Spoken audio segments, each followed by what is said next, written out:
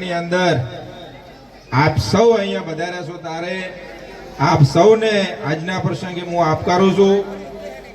આજે સેવાનું કામ છે એ બિરદારવાને લાયક છે, અભિનંદન આપવાને પાત્ર છે।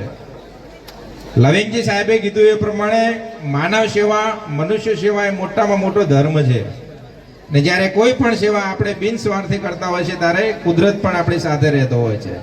આજે આજના પ્રસંગે જે યુવાનો ઉત્સાહથી એમનામાં સેવાનો કરંટ છે એ ખરેખર બિરદારવા લાયક છે।